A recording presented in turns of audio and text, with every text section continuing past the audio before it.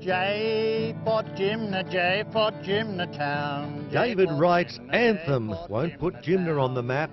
That function performed instead by a much-loved landmark of grey ironbark. It is the highest tower in the southern hemisphere. It is a one-off. We brought friends up here, and of course the big thing was to come to the fire tower and climb that fire tower. In the beginning, 30,000 people a year travelled deep into the Brisbane Valley, high into the Conondale Ranges to climb the highest tower in the land. It's been a tourist destination for 3 decades, a popular place for picnickers and social clubs looking for a different experience.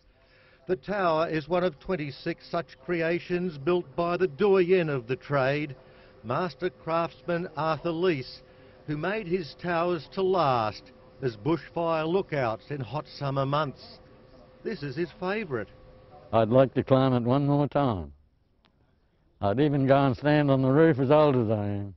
80-year-old Arthur is saddened to see his towers destroyed long before their time, victims of progress, replaced by stunted metal erections with cameras attached, lacking the height or elegance of his timber babies.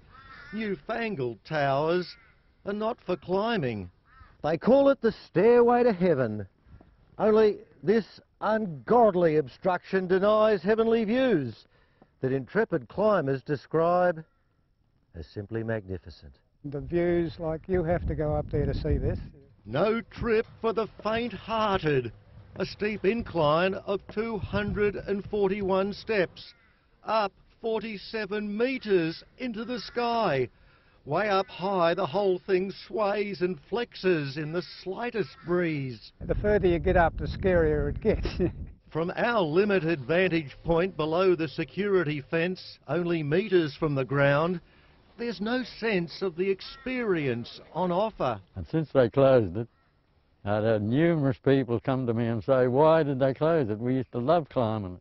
Owner Forestry Plantations, the commercial arm of state government, is not interested in tourism, and engineers have identified structural unsoundness.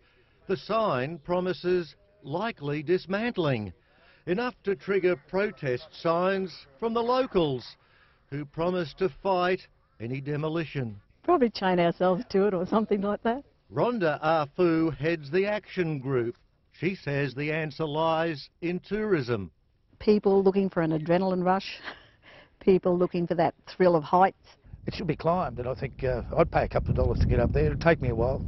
Bill Horrocks knows about pulling a crowd. He runs the Woodford Folk Festival.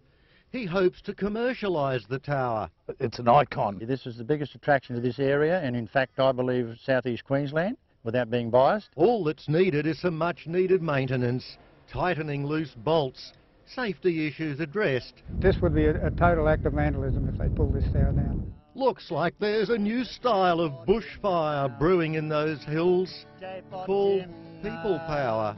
It'll never let you down.